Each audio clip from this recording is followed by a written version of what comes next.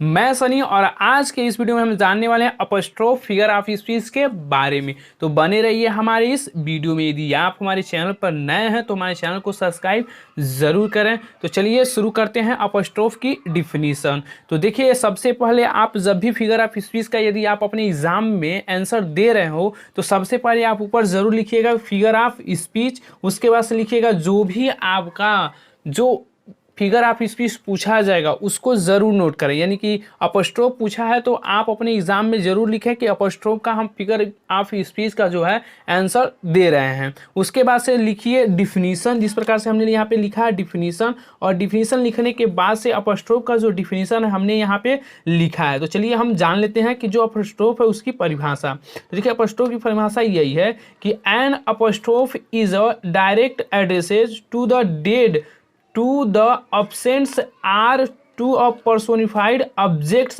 are ideas।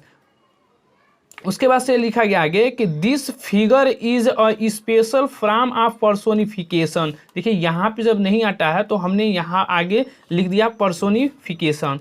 तो देखिए, यहाँ जो यह अपस्ट्रोफ है यही बता रहा है कि जब कोई वस्तु अब्सेंट होती है और उस वस्तु को हम प्रत्यक्ष रूप मान करके उसे बुला करके उसे संबोधन करते हैं तो वह जो हमारा होता है अपस्ट्रोफ, यानी कि संबोधक अलंकार।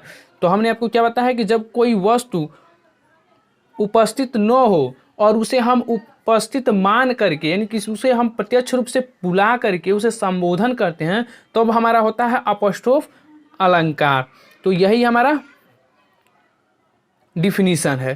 तो देखिए, जो अपस्ट्रोफ है उसको पहचानने का एक ज़बरदस्त ट्रिक यही है कि जो भी अपस्ट्रोफ का एग्जाम्पल होता है उसमें यह जो विस्मय आदिबोधक चिन्ह है यह अनिवार्य होता है। यही विस्मय आदिबोधक बताता है कि यह जो अलंकार है वह अपस्ट्रोफ से संबंधित है। और देखिए, अंत में हमने यह भी बताया है कि this figure is a special form of the personification, यानी कि यह जो अलंकार होता है यह same to same personification figure of speech के जैसा ही होता है। क्योंकि हम पर्सोनिफिकेशन में भी क्या करते हैं, मानवीकरण रूप मान करके हम उसे मानते हैं। तो इसी प्रकार का यह भी है, ठीक है।